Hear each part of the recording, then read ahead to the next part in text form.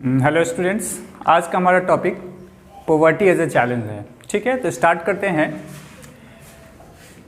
जब हम इंडिपेंडेंट हुए थे उससे पहले तो हम लोग ब्रिटिश गवर्नमेंट के अंडर थे, तो उस समय तो हमारी खुद की नहीं चलती थी, हम गरीबी क्या मिटाएंगे। लेकिन जैसे इंडिपेंडेंट हुए हम लोग, हमारे सामने सबसे बड़ा जो चैलेंज था वो क्या था? पॉवर्टी का। हमारे देश में आज भी वैसे तो दुनिया के सबसे ज़्यादा गरीब लोग हमारे ही देश में रहते हैं। तो पहले हम लोग डेटा देख लेते हैं कि कैसे जो गरीबी था हमारे देश में वो आफ्टर इंडिपेंडेंस हमें मिला था, और अभी हम लोग उसको कम करने में तो कामयाब हुए हैं, लेकिन अभी भी बहुत कुछ करना बाकी है। तो जब हम लोग करीब 1993 और 94 के बीच हमारा टोटल पॉपुलेशन का 45% पीपल गरीब थे, यानी लगभग आधा पीपल गरीब थे। ठीक है, अब गरीबी क्या है वो भी हम लोग पढ़ेंगे कि पॉवर्टी का मतलब क्या था, किस चीज़ को हम लोग पॉवर्टी के अंदर लेंगे वो हम लोग आगे टॉपिक में पढ़ेंगे। ठीक है, तो 93-94 में अप्रॉक्स 45% पीपल पॉवर्टी लाइन के नीचे आते थे।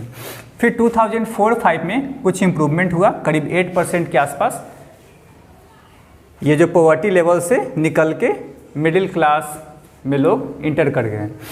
तो 2004-05 में जो हमारा पॉपुलेशन था उसका सिर्फ 37.2% लोग गरीब बचे।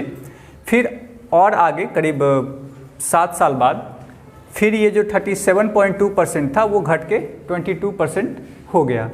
ये 2011-12 का सेंसस है।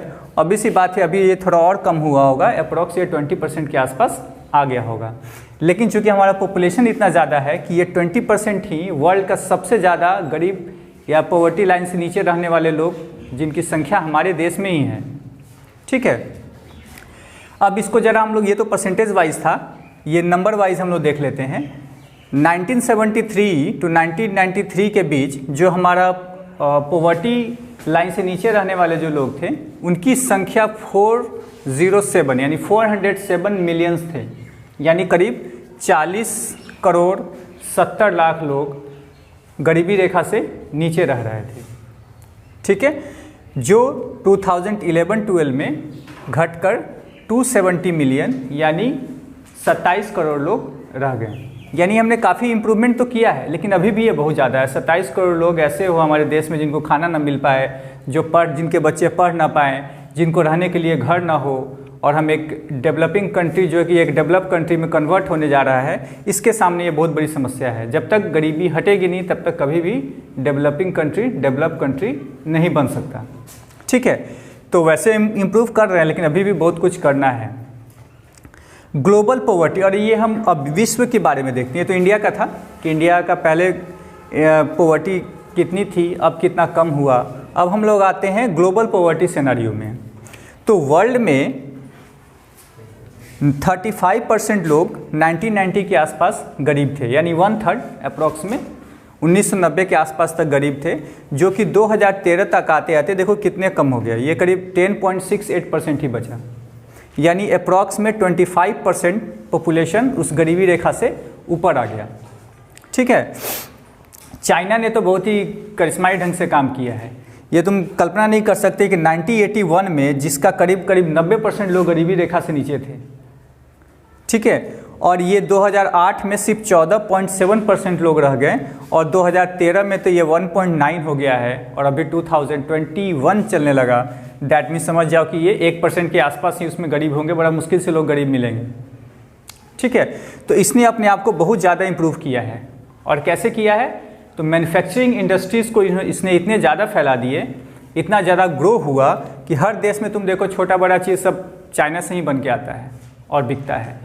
तो एक तो बड़ी बड़ी फैक्ट्री लगाई, सो उसकी वजह से उसमें जॉब मिला, प्लस बाहर के देश का जो पैसे उसके पास आते हैं। जैसे एक मोबाइल हम लोग लेते हैं, चाइनीज़ मोबाइल, अगर 20,000 का मोबाइल है तो दुकानदार कितना कमाता होगा? उसे 500-600। गवर्नमेंट कितना टैक्स लेती होगी? 500-600। बाकी तो जो पैसे बच गए वो सब चाइना चला गया। जो 5,000 का सामान वो हमारे यहाँ 20,000 में बेच के चला गया। 1,000 हमारे देश से अगर फ़ायदा भी कमाता है तो 6,000 मान लो, उसके बाद बाकी तो 14,000 हमारे यहाँ से ले गया एक्स्ट्रा। ठीक है, तो इसी तरीके से वो दूसरे देशों में मैन्युफैक्चरिंग करके अपने सामान को बेचता रहा, और फिर पैसा उसके पास आते चले गए, जिसकी वजह से वो अमीर होता चला गया और बड़ी बड़ी फैक्ट्रियां भी लगाता चला गया, जिसकी वजह से वहाँ पे लोगों को रोज़गार भी मिला। और इस जो 1981 में करीब करीब 90% लोग गरीबी रेखा के नीचे थे, बिलो पॉवर्टी लाइन थे, वो 2013 में सिर्फ 1.9% और अब 1% के अप्रोक्स बचे हैं। अब हम लोग आते हैं थोड़ा सा कि रीज़न में कि किस किस वजह से हमारे देश में जो गरीबी है वो क्यों है, कौन कौन से इश्यूज आते हैं जो हमें गरीबी रेखा से ऊपर निकलने नहीं दे रहे हैं। ठीक है, सबसे पहला क्या है, लैंडलेसनेस। बहुत सारे हमारे देश में ऐसे इंसान है, जो फैमिली है जिसके पास अपना ज़मीन नहीं है, वो दूसरे के खेतों में काम करता है और उसके हिसाब से जो उसको इनकम मिलता है, जो भी उसको दिन की मजदूरी मिलती है, उसी से वो अपना घर बार चलाता है। ठीक है, और वो भी काम हर दिन का नहीं होता है, सीज़न में मिलेगा। जैसे ही सीज़न ख़त्म, फसल की कटाई हो गया, बस जब तक फिर अगला फसल बोया ना जाए तब तक उसको कोई काम नहीं मिलेगा। तब वो क्या करेगा, कहीं ना कहीं से कर्ज लेगा। इतने तो पैसे वो कमाता नहीं कि उसको बचा के रख पाए, तो क्या होगा, किसी से कर्ज लेता है और फिर वो कर्ज के जाल में फंसता चला जाता है, उसको वापस नहीं कर पाता। पैसा होगा तब तो वापस करेगा। ठीक है, तो सबसे बड़ा तो रीज़न है लैंडलेसनेस। किसी किसी के पास बहुत ज़्यादा ज़मीन है और किसी के पास ज़मीन ही नहीं है। दूसरा रीज़न है अनएम्प्लॉयमेंट। हमारे देश में अनएम्प्लॉयमेंट भी बहुत है, पॉपुलेशन ही इतना है, और साथ में जिस तरह से इकोनॉमिक का डेवलपमेंट होना चाहिए था वो अभी तक नहीं हो पाया है।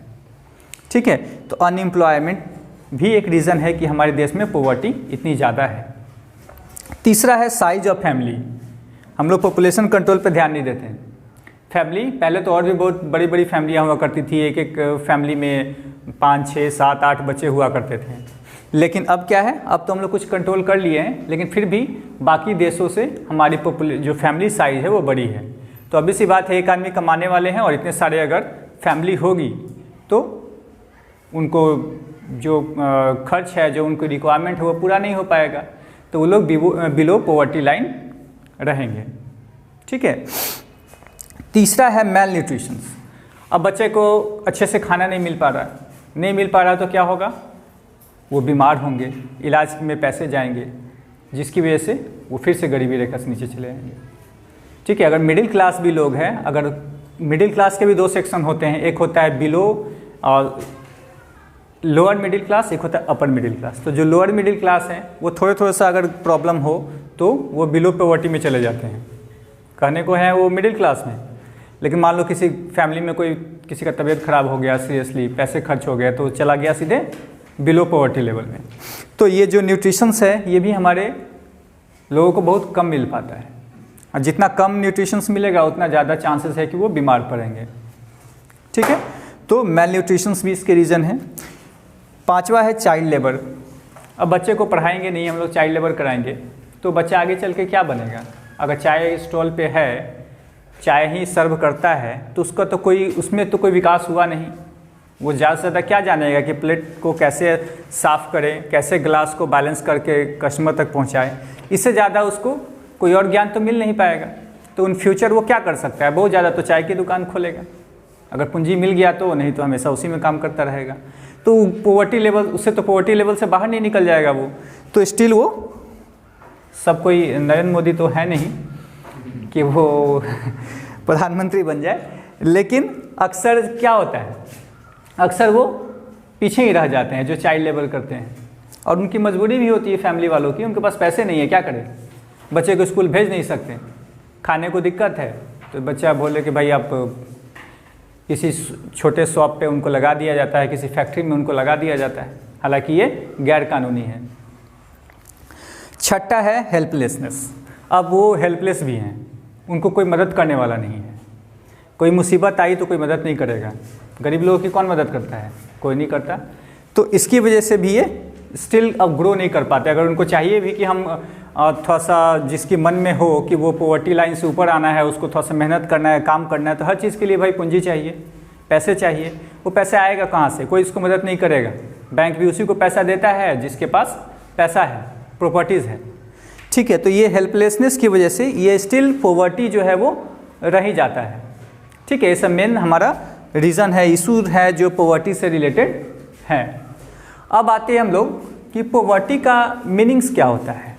पॉवर्टी मीन्स क्या होता है, तो जो पर्सन को 2 वक्त का खाना ना मिल पाए अच्छे से, हंगर, भूखा रहे, वो पॉवर्टी लेवल के नीचे आएगा। ठीक है, पॉवर्टी लाइन जो है उससे नीचे आएगा वो। लैक ऑफ शेल्टर्स, जिसका घर ना हो, रोटी कपड़ा मकान, ये 3 चीज़ें तो बहुत ही बेसिक हैं। खाने को ना मिले, रहने को ना मिले, पहनने को ना मिले कपड़ा, तो क्या होगा, उसको हम लोग बोलेंगे कि वो पॉवर्टी लाइन से नीचे है। ठीक है, वो गरीब आदमी है। पेरेंट्स जो अपने बच्चे को स्कूल भेजना चाहते वो भेज ना पाएँ, ऐसा नहीं कि उनकी इच्छा नहीं है, उनकी कैपेसिटी नहीं है कि वो भेज पाएँ। ठीक है, एक तो होते हैं कि मान लो कि उनके पास कैपेसिटी है लेकिन वो भेजना ही नहीं चाहते हैं, वो अलग कहानी हो गया। जो फैमिली बिजनेस है कितने लोगों का, वो चाहते हैं कि चलो इसी को संभालेगा, उसका बड़ा फैमिली बिजनेस है तो क्या करना है, इसको बस सीख लो और सीख के काम करना स्टार्ट करो इसी में, तो वो पॉवर्टी लेवल्स में नहीं आएगा। ठीक है, जिनकी इच्छा है वो भेज नहीं पा रहे हैं। चौथा है lack of medical treatment, medical facility भी ना उपलब्ध हो पाए उनको, वो सब सारे, अगर बीमार है कोई तो उसका इलाज नहीं करा पाएंगे वो। तो ये सब पॉवर्टी लेवल का ही, बिलो पॉवर्टी लेवल के लोग के साथ ही ऐसा हो सकता है। क्लीन वाटर ना मिले, सैनिटेशन का प्रॉब्लम हो। तुम अगर देखो बड़े बड़े शहरों में, मेट्रोज में जाओ, खासकर मुंबई का जो धारावी है, धारावी वर्ल्ड एशिया का सबसे बड़ा स्लम एरिया है। उसमें 10 बाई 10 के रूम में 10-10, 15-15 लोग रहते हैं। एक छोटा सा रूम है, उसके ऊपर कई फ्लोर बनाए हुए होते हैं, सब में घुसा हुआ रहता है सब। ठीक है, तो इस तरह से वहाँ पे ना सैनिटेशन का क्या सुविधा रहेगा, पॉसिबल नहीं है। क्लीन वाटर कहाँ से मिलेगा, वो गली गली पतली संकरी गली है, उसमें झुग्गी झोपड़ी से बना हुआ घर है, उसके अंदर 10 बाई 10 के कमरे में 10 लोग, 12 लोग, 15 लोग रहते हैं। तो ये सब सारे पॉवर्टी का ही एग्जाम्पल है। पॉवर्टी आया कैसे, तो जब लोगों के पास काम नहीं रहा तो वो गए शहरों में गए, वहाँ पे भी सबको तो काम नहीं मिल सकता। जिनको काम मिला वो काम किए, बाकी कुछ रिक्शा ठेला ये सब चलाने वाला काम कर लिए। अब इनको रहने के लिए रेंट कहाँ से आएगा, खाने के लिए पैसे कहाँ से, मान लो खाने का तो जुगाड़ कर भी ले, तो रहने के लिए तो रेंट मुंबई जैसे शहर में रेंट बहुत ही ज़्यादा है, तो वो नहीं दे सकते, तो उन्होंने अपना एक अलग स्लम एरिया ही बना लिया है। ठीक है, और वहाँ पे वो झुग्गी झोपड़ी में रहते हैं, और वहाँ पे भी जो नए आते हैं उनको तो रेंट वहाँ पे भी देना पड़ता है, लेकिन वो अपेक्षाकृत कम होता है। अब है सोशल एक्सक्लूजन्स। जो पुअर लोग हैं वो जनरली तुम देखोगे, एक अच्छा सोसाइटी अगर कहीं है तो वहाँ पे तुमको कोई गरीब रहने वाला नहीं मिलेगा। वहाँ पे अच्छे घर के लोग ही रहेंगे, जिनके पास पैसे हैं वही रहेंगे। अच्छे घर का मतलब पैसा वाला से मतलब है, ऐसा नहीं कि जो गरीब है वो अच्छा नहीं है। कहने का मतलब जो पैसे वाले पार्टी हैं उनकी बात कर रहे हैं। जो पैसे वाले पार्टी का जो कॉलोनी है वहाँ पे तुम देखोगे कि गरीब लोग नहीं रहते हैं, वो कहाँ रहेंगे, तो उस साइड में कहीं रहेंगे। ठीक है, वो सोशली एक्सक्लूसिव रहते हैं, मतलब बाहर की तरफ रहते हैं वो, जहाँ पे सब कोई अच्छे अच्छे घर बने हैं, बिल्डिंग बड़े बड़े घर बने हैं, वहाँ पे वो लोग नहीं रहते, वो साइड में रहते हैं। तो उससे क्या होता है, उनको बेनिफिट नहीं मिल पाता, जो भी सोसाइटी का जो बेनिफिट मिलना चाहिए। जैसे सरकार अगर रास्ता बनाती है तो रास्ता तो जनरली कहाँ बनता है, जो मेन रोड से कनेक्टेड है, वहाँ पे कौन रहेगा, वहाँ पे जनरली अमीर घर के लोग रहते हैं। ठीक है, बिजली पानी जो भी सुविधाएं पहले उन्हीं को मिलेगा, और जो पॉवर्टी लाइन से नीचे हैं वो इन सब से वंचित रह जाते हैं, वो सोशल एक्सक्लूजन में रहते हैं, मतलब सोसाइटी से वो दूर रहते हैं एक तरह से। इसका कंसेप्ट क्या है, according to the concept poor people live poor surrounding with the other poor people. यानी जो गरीब लोग हैं वो गरीबी वाले सराउंडिंग में ही रहते हैं, गरीब लोगों के साथ ही रहते हैं। ठीक है, कभी वो अमीरों के साथ, अमीर के आसपास, अमीर के सराउंडिंग नहीं रहेंगे। कहाँ रहते हैं, poor people live poor surrounding with the other poor peoples. ये सोशल एक्सक्लूजन का मेन कॉन्सेप्ट है। ठीक है, अब कहता है कि जो टिपिकल एग्जाम्पल, अब ये जो सोशल एक्सक्लूजन का टिपिकल एग्जाम्पल है हमारे यहाँ कास्ट सिस्टम। कास्ट सिस्टम जो बहुत पहले से चलता आ रहा है, इसे तुम देखोगे कई बार, अब तो खैर बहुत कम हुआ, लेकिन पहले अभी भी गांव में जाओगे तो तुमको अक्सर ये देखने को मिलेगा कि खास समुदाय के लोग वो गांव से थोड़ा साइड में रहते हैं, बाकी लोगों का घर होगा और वो किसी कॉर्नर पे एक तरफ वो लोग, उनका गांव होता है। तो ये सोशल एक्सक्लूजन के अंदर ही ये कास्ट सिस्टम आता है। ठीक है, अब एक है वेलनरेबिलिटी। वेलनरेबिलिटी मतलब क्या होता है, ऐसे लोग जो सबसे ज़्यादा थोड़ा सा भी कोई समस्या आ जाए, नेचुरल डिजास्टर आ जाए, मान लो फ्लड आ गया, अर्थक्वेक आ गया, तो सबसे ज़्यादा दिक्कत किसको होगा, या जैसे अभी कोरोना आया, ठीक है, तो ये भी एक तरह से नेचुरल डिजास्टर ही है। तो सबसे ज़्यादा तकलीफ़ किसको हुआ, जो सबसे ज़्यादा गरीब लोग थे, है ना। जिसमें भी सबसे ज़्यादा कौन आते हैं, बैकवर्ड कास्ट के लोग।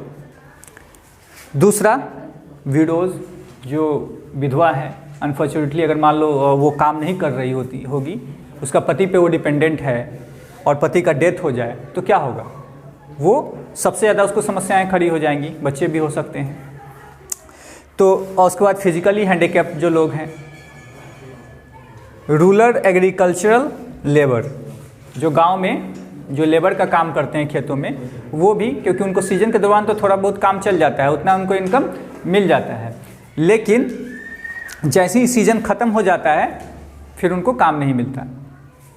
ठीक है, मान लो फ्लड आ गया तब तो कोई काम नहीं रहा, ड्रॉट आ गया तो फिर कोई काम नहीं रहा, तो ऐसे में इनको सबसे ज़्यादा दिक्कत होती है।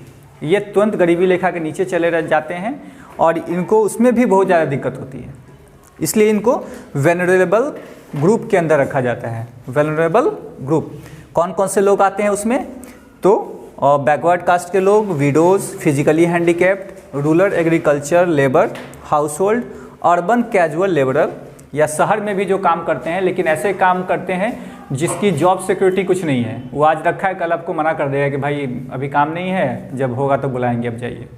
अब क्या करेगा बेचारा, वो शहर में रह रहा है, फैमिली को लेकर रह रहा है, रेंट दे रहा है, खाना पीने के लिए भी चाहिए, आज एक दिन में उसको पता चला अगला दिन नौकरी ख़त्म हो गया, तो उस कंडीशन में क्या है, ये लोग तुरंत मुसीबत में फंस जाते हैं, तुरंत गरीबी रेखा के भी बहुत नीचे चले जाते हैं, मुश्किल हो जाता है 2 वक्त का खाना, पढ़ाई लिखाई तो छोड़ो, सैनिटेशन तो छोड़ो, वाटर तो छोड़ो, स्कूल भेजना भी बच्चों का वो सब छोड़ो, बेसिक जो चीज़ें हैं डैट मीन्स खाना पीना रहना, मकान मालिक परेशान करेगा, भाई आप खाली कीजिए, आप पैसा नहीं दे पा रहे हैं, ठीक है। तो ये सब जो है इनको हम लोग वेलनरेबल ग्रुप के अंदर रखते हैं।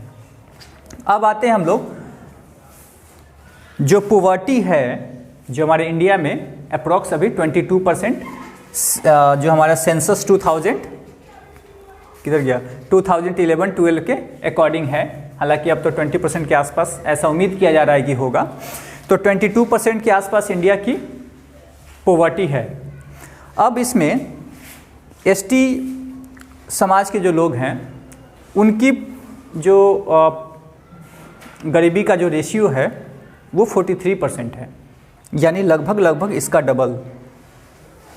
तो हम कह सकते हैं कि जो एसटी सोसाइटी के लोग हैं वो अपेक्षाकृत ज़्यादा गरीब हैं, उनकी संख्या ज़्यादा है। शेड्यूल कास्ट के लोग 29% गरीब हैं, जो नेशनल एवरेज से ज़्यादा है, हालांकि इनकी ज़्यादा नहीं, ये तो बहुत ज़्यादा है, ये थोड़ा सा ही ज़्यादा है। और फिर जो कैजुअल लेबरर हैं, रूरल एरिया के हों या अर्बन एरिया के, जिनकी जॉब की सिक्योरिटी नहीं है, उनमें 34% लोग ऐसे हैं जो बिलो पॉवर्टी लाइन है, गरीबी रेखा के नीचे रह रहे हैं। उनको ये सब सारी सुविधाएं, हंगर, शेल्टर, स्कूल भेजना या फिर मेडिकल ट्रीटमेंट, सबका उनको प्रॉब्लम होता है, वो नहीं भेज पाते बच्चों को स्कूल, नहीं उनके पास ऐसे न्यूट्रिशंस वाले खाने उपलब्ध हो पाते हैं, नहीं उनके पास अच्छा घर होता है, नहीं क्लीन वाटर और नहीं सैनिटेशन उनको मिल पाता है, ठीक है। अब कहता है कि ये जो पॉवर्टी है ये भी स्टेट पे भी चेंज करता है। कोई स्टेट जो ज़्यादा डेवलप है वहाँ पे पॉवर्टी कम है, और कुछ स्टेट ऐसे हैं जो डेवलप नहीं है, बहुत पीछे हैं, वहाँ पे पॉवर्टी भी ज़्यादा है। फॉर एग्ज़ाम्पल बिहार में 33.7% गरीबी है, सबसे ज़्यादा बिहार में। उड़ीसा में इसके बाद 32.6% लोग पॉवर्टी लाइन से नीचे हैं। केरला में लेकिन 7% है सिर्फ, सबसे कम। पंजाब में 8.3, हरियाणा में 11.2% लोग बिलो पॉवर्टी लाइन के अंदर हैं। अब देखो ये आखिर केरला में 7% ही लोग गरीबी रेखा के नीचे क्यों रहे, बाकी लोग कैसे ऊपर आ गए? इसके लिए उन्होंने ह्यूमन रिसोर्सेज पे बहुत जोर दिया था। ह्यूमन रिसोर्सेज मतलब होता है जो उसके पब्लिक है, जो बच्चे हैं, उनको अच्छे से पढ़ाई लिखाई दिया जाए, उनको ट्रेनिंग दिया जाए ताकि वो अपना जॉब कर सके, बेरोजगार ना रहें पढ़ने के बाद। ठीक है। और पंजाब और हरियाणा, इन्होंने अपनी गरीबी को कैसे दूर किया? तो इन्होंने अपने एग्रीकल्चर में बहुत ज़्यादा डेवलप किया। ठीक है, एग्रीकल्चरल ग्रोथ इनका बहुत ज़्यादा था। जब ये ग्रीन रिवॉल्यूशन आया था ना, तो ग्रीन रिवॉल्यूशन सबसे ज़्यादा हरियाणा और पंजाब में ही सक्सेसफुल रहा था। तो वहाँ पे सडनली प्रोडक्शन बहुत ज़्यादा बढ़ा, जिसकी वजह से क्या हुआ, जो गरीब लोग थे वो उससे ऊपर आ गए, पॉवर्टी लाइन से ऊपर आ गए, क्योंकि प्रोडक्शन ज़्यादा हुआ, ग्रोथ रेट ज़्यादा हुआ। ठीक है। उसके बाद वेस्ट बंगाल में भी करीब 20% लोग यहाँ भी गरीब हैं, लेकिन इसमें भी बहुत ज़्यादा गरीब थे, करीब 45% के लोग आसपास गरीब थे यहाँ पे। लेकिन यहाँ पे अब 20% कैसे रह गया? तो इन्होंने लैंड को रिफॉर्म किया। लैंड के छोटे छोटे टुकड़े थे, उनको एक साथ कर दिया। किसी के पास बहुत ज़्यादा ज़मीन था, उनसे लेके दूसरे को दिया गया। ठीक है। तो इसकी वजह से क्या हुआ, वहाँ के लोग भी जो पॉवर्टी लाइन से ऊपर आए। अभी भी 20% हालांकि अभी भी वहाँ पे गरीब है। तो अलग अलग स्टेट ने अपने अलग अलग पॉलिसी बनाया और लोगों को गरीबी रेखा से ऊपर लाने में काफ़ी हद तक हेल्प किया। और उसके बाद सरकार और भी जो सेंट्रल गवर्नमेंट है वो क्या कर रही हैं, उस सब के बारे में भी हम लोग अभी पढ़ेंगे। तो अब पॉवर्टी लाइन का डिफिनेशन हम लोग ज़रा समझने की कोशिश करते हैं। पॉवर्टी लाइन होता क्या है? अभी तक तो हम लोग पॉवर्टी लाइन का यूज़ कर रहे थे, कितने लोग पॉवर्टी लाइन के नीचे है, इतने लोग पॉवर्टी लाइन के ऊपर है। तो ये पॉवर्टी लाइन आखिर डिसाइड कैसे होता है? तो देखो, ये पॉवर्टी लाइन जो है ना, अलग अलग देश के लिए अलग अलग तरीके से डिसाइड किया जाता है, अलग अलग समय पे भी अलग अलग तरह का इसका डिफिनेशन हो जाता है। लेकिन जो इंडिया में कैलकुलेट किया जाता है वो मेनली कैसे कैलकुलेट किया जाता है?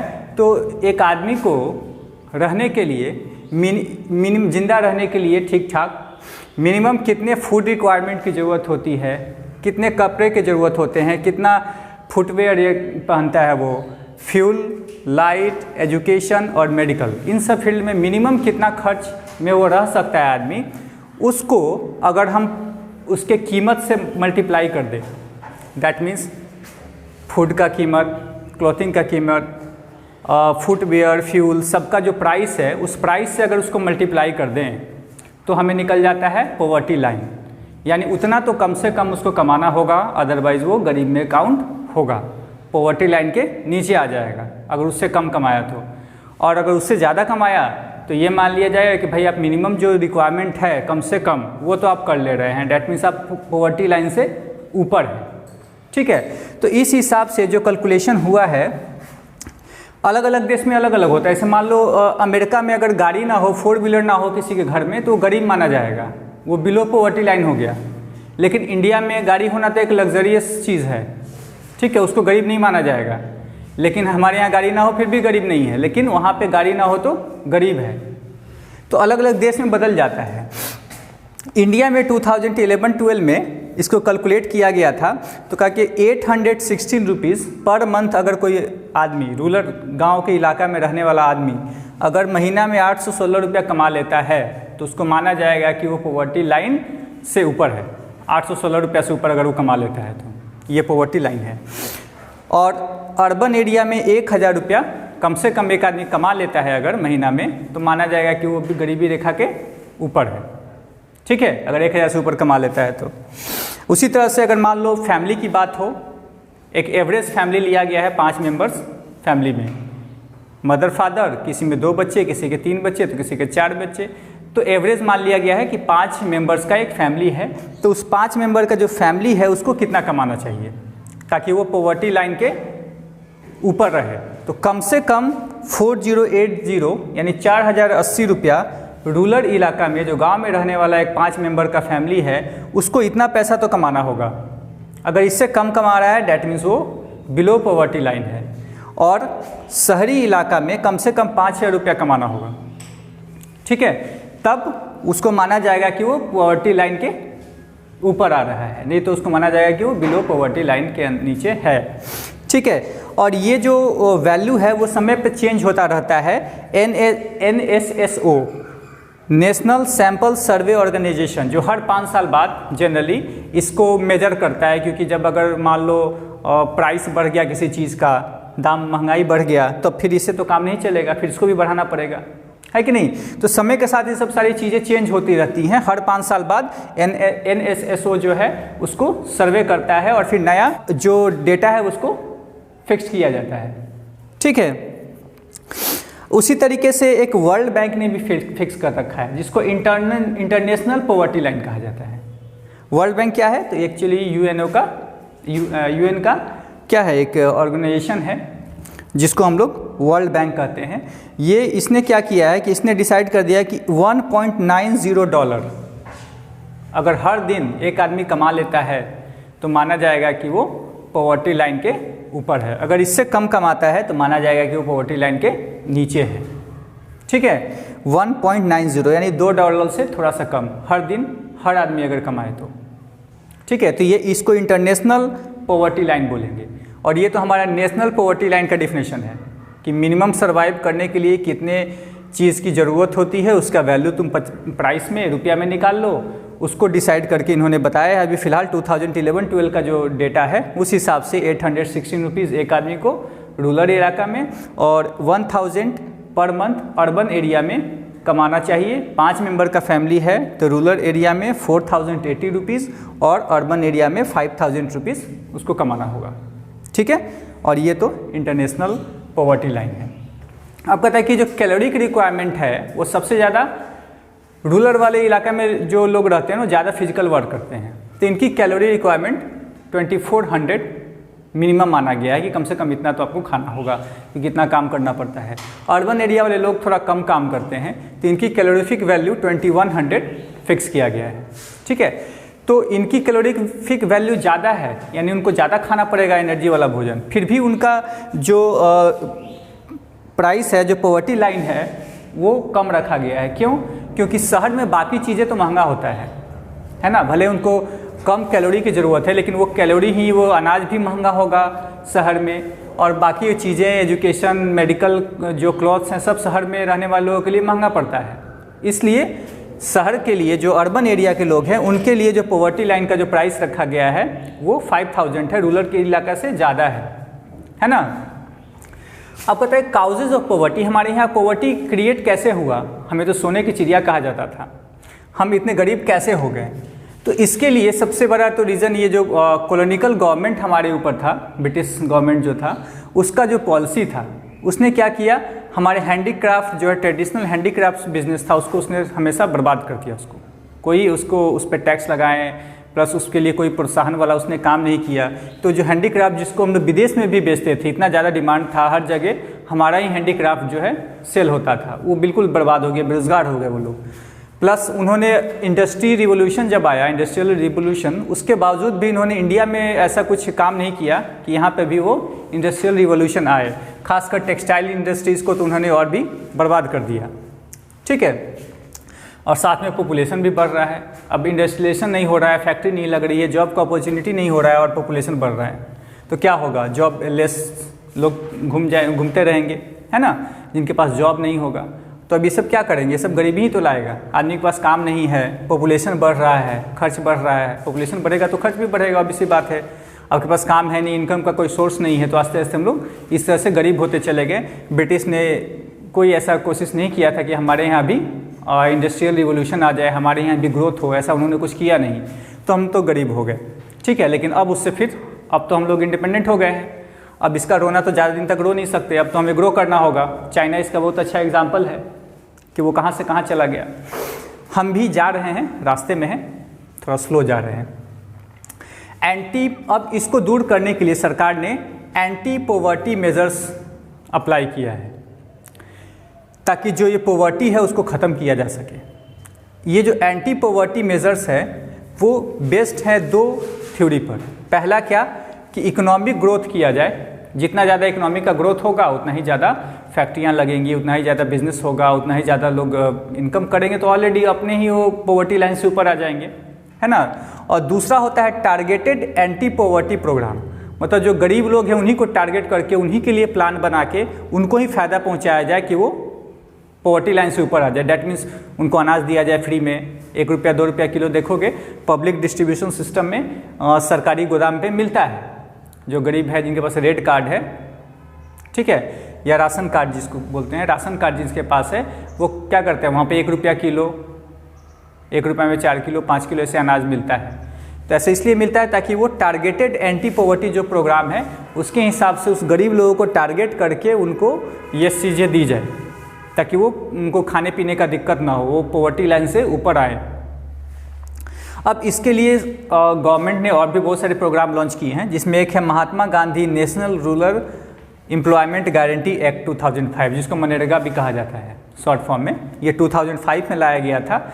इसमें क्या है, जो भी रूरल एरिया में लोग हैं वो हर घर से एक आदमी को 100 दिन के लिए रोज़गार मिनिमम है कि देना ही देना है। अगर नहीं दे पाते हैं तो आपको उतना दिन का पैसा बैठे बैठाए उसको देना होगा। ठीक है, तो इसमें साल भर में 220 करोड़ पर्सन डे का ये बजट था। इसमें करीब 4.78 करोड़ जो लोग हैं उसमें एम्प्लॉयड है। करीब 5 करोड़ लोग गांव में एम्प्लॉयमेंट मिल गया। ठीक है, 100 दिन कम से कम आपको जॉब मिलेगा, अगर नहीं मिलेगा तो उसका पैसा मिल जाएगा आपको। ठीक है, तो ये बहुत बड़ा प्रोग्राम था, कांग्रेस के द्वारा लॉन्च किया गया था प्रोग्राम था, ये बहुत बड़ा प्रोग्राम है। अब इसमें भी रिजर्व किया हुआ है, इसमें जो शेड्यूल कास्ट के लोग हैं 23% उनको जॉब दिया जाता है, एसटी वाले को 70% और वोमेन को सबसे ज़्यादा 53% जॉब दिया जाता है। तुम देखोगे मनरेगा वाला जो प्रोग्राम चलता है ना, वोमेन वैसे भी इसमें ज़्यादा काम करती हैं, उनके लिए सीट ज़्यादा है, क्योंकि वो लोग जनरली गांव में रहती हैं। शहर में तो जो जेंट्स लोग हैं वो जनरली शहर में चल जाते हैं कमाने के लिए, गांव में जनरली वो लोग रहती हैं तो उनको काम वहाँ पर मिल जाए। ठीक है, तो इस सोच के उस प्रोग्राम को लॉन्च किया गया था। फिर उसके बाद प्राइम मिनिस्टर रोज़गार योजना भी लॉन्च हुआ। ये जो रोज़गार योजना था वो मेनली था कि स्मॉल टाउन या रूरल के जो यंग लोग हैं उनके लिए था ये प्रोग्राम, कि आप अपना बिजनेस और फैक्ट्री इस्टेब्लिश कीजिए, गवर्नमेंट जो है आपको इकोनॉमिकल हेल्प करेगी, आपको पैसे चाहिए तो आपको पैसे सरकार देगी। ठीक है, मान लो 10 लाख दिया और आपको 5 साल बाद बोलेगा कि आपको 5 लाख चुकाना होगा, 5 लाख आपका माफ़ हो जाएगा। अब आप कमा के 5 लाख चुका दीजिए, आपको 10 लाख गवर्नमेंट ने पैसे दिए थे, तो आपने अपने बिजनेस लगाया, फैक्ट्री भी लगा लिया, पैसा कहीं दिक्कत था ना, पैसा आपको सरकार दे रही है, आप लगाइए, बनाइए, कमाइए और सरकार को आधा पैसा वापस कर दीजिए, आधा आपको सरकार छोड़ दे रही है। ठीक है, तो इस तरह का योजनाएं जो है वो बनाई गई ताकि जो गरीब लोग हैं गांव में, शहरों में, उनको पॉवर्टी लाइन से ऊपर लाया जा सके। ठीक है, अभी 2-3 और ऐसे रोज़गार हैं, उसके बारे में भी लोग स्टडी करेंगे। तीसरा जो इम्पोर्टेंट प्रोग्राम लॉन्च किया गया था वो था रूरल एम्प्लॉयमेंट जनरेशन प्रोग्राम। ठीक है, जिसको शॉर्ट फॉर्म में REGP भी कहते हैं। ये 1995 में लॉन्च किया गया था।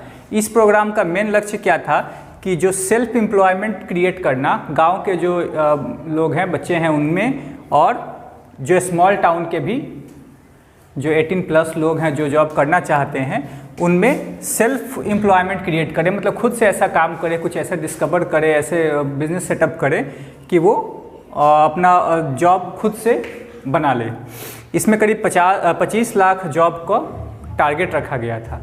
ठीक है, उसके बाद नेक्स्ट जो प्रोग्राम था प्रधानमंत्री ग्रामोदय योजना PMGY, ये 2000 में लॉन्च किया गया था।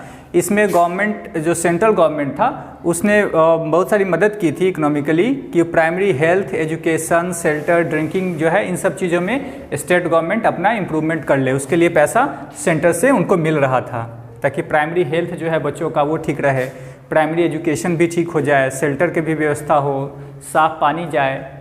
ठीक है, इन सब को उस प्रोग्राम के अंदर लॉन्च किया गया था। फिर था एक स्वर्ण जयंती ग्राम स्वरोजगार योजना SGSY, इन सबको याद रखना कब कब लॉन्च किया गया था। ये 1999 में लॉन्च किया गया था। ये भी एक सेल्फ हेल्प ग्रुप था, जिसमें बैंक से पैसे क्रेडिट के तौर पे दिए जाते थे काम करने के लिए, और उसमें गवर्नमेंट जो है वो सब्सिडीज़ भी देती थी। ठीक है, ताकि आप पैसे ले सके, कर्ज के तौर पे अपना काम कर सकें, और उसमें गवर्नमेंट सब्सिडीज़ देगी तो अभी सी बात है कि आपको चुकाना कम पड़ेगा। ठीक है, फिर अंत्योदय अन्न योजना है, इसको इस चैप्टर में ज़्यादा नहीं पढ़ना। इसमें पैसे, इसमें जो खाना जो है ना, अनाज पब्लिक डिस्ट्रीब्यूशन सिस्टम के द्वारा लोगों को बांटा गया, इसको हम लोग नेक्स्ट चैप्टर में पढ़ेंगे। रीज़न फॉर लेस, लेकिन इतने प्रोग्राम होने के बावजूद भी अभी भी हमारे देश में इतने ज़्यादा पॉवर्टी है, इसके पीछे रीज़न क्या है? तो लेस इफेक्टिव होने का जो रीज़न क्या है, तो पहली बार कि प्रॉपर इसका इम्प्लीमेंटेशन नहीं हो पाया। बना तो प्रोग्राम बना लेकिन सही ढंग से लागू नहीं हो पाया, हर जगह लागू नहीं हो पाया। ठीक है, अब ये सब पैसे देने का तो प्लान है, लेकिन अब जाओगे तो बैंक में पहले बैंक मैनेजर को दो कुछ पैसे, बहुत सारे कागज़ पत्र करो जो आदमी तैयारी नहीं कर पाता। तो इन सब चक्करों में ये पूरे अच्छे से इफेक्टिवली अप्लाई नहीं हो पाया। फिर दूसरा था राइट टारगेटिंग, सही लोग के पास ये पैसा पहुँचे, सही लोग इसमें काम कर पाएँ, ये भी डिसाइड करना एक बहुत बड़ा फैक्टर था, किसको पैसे दिए जाए, किसको ये सुविधाएं प्रोवाइड कराएं। तो रीजन फॉर लैक इफेक्टिवनेस क्या था, तो एक तो सही ढंग से इम्प्लीमेंटेशन नहीं हो पाया, दूसरा था कि टारगेटिंग, सही लोगों को पैसे नहीं मिल पाए, तीसरा था ओवरलैपिंग हो गया। इतने सारे प्रोग्राम जो है ना, सब लग रहा है कि रूरल एरिया के लोगों के लिए और स्मॉल टाउन के लोगों के लिए किया जा रहा है। अब वो ये सारे प्रोग्राम एक दूसरे के साथ ओवरलैप कर गए, कौन किसके साथ क्या काम करेगा, किसको कौन पैसा देगा, इससे मिलेगा, इससे मिलेगा, किससे मिलेगा, किससे मिलेगा, कंफ्यूज हो गया आदमी, जिसकी वजह से भी ये सिस्टम उतना इफेक्टिव नहीं रहा। ठीक है, तो इतना सब कुछ होने के बावजूद भी ये गरीबी अभी भी हमारे देश में वर्ल्ड का सबसे ज़्यादा है। ठीक है, अभी भी ये चैलेंजेस के तौर पे हैं। चैलेंजेस में क्या होगा कि इतनी ज़्यादा पॉवर्टी आज भी हमारे देश में है। ठीक है, और साथ में इसको इम्प्लीमेंट करने के लिए जो पॉलिसी लागू हो रही है वो ढंग से लागू नहीं हो पा रहा है, और जो अमीर है उनके पास बहुत ज़्यादा पैसे हो जा रहे हैं और गरीब के पास अभी भी काफ़ी पैसों की कमी है। ठीक है, तो ये सब चैलेंजेस हैं, इसके बारे में हम लोग पढ़ लिए, और बाकी जितने भी एंटी पॉवर्टी मेजर था उसके बारे में भी स्टडी कर लिए। ठीक है, तो ये चैप्टर पूरा कंप्लीट हो गया तुम लोग का। ठीक है, चलो ओके, थैंक यू।